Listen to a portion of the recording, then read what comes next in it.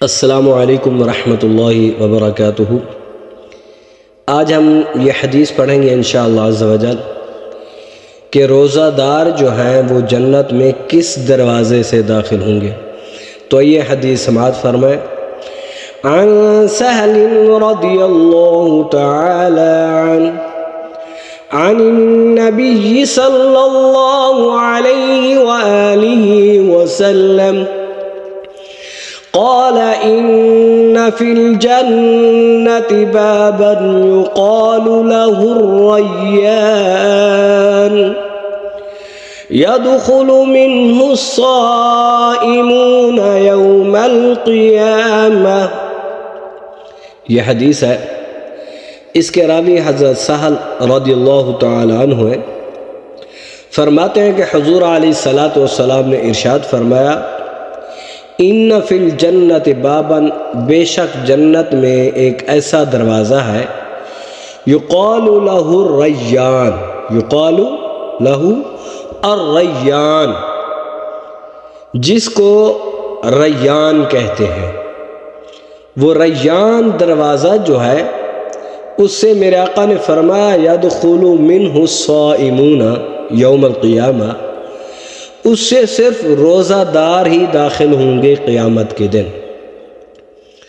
تو اس حدیث سے معلوم یہ ہوتا ہے اس کا نام جو ہے ریان ہے، اور اس دروازے سے صرف اور صرف روزہ دار داخل ہوں گے۔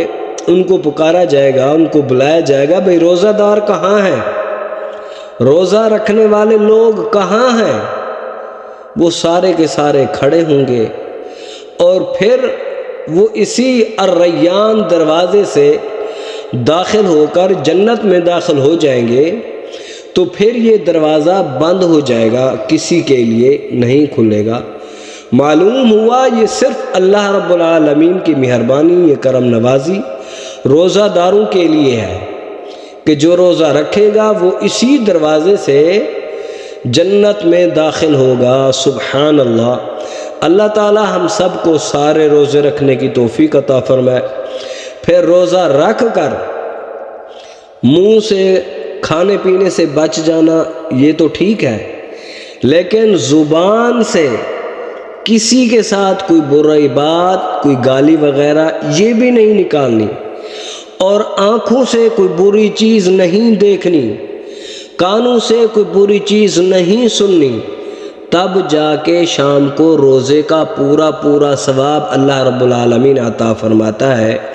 تو اللہ تعالی ہم سب کو ان ساری چیزوں کی حفاظت کرنے کی توفیق عطا فرمائے، اور اللہ تعالی ہم سب کو روزے کا پورا ثواب عطا فرمائے۔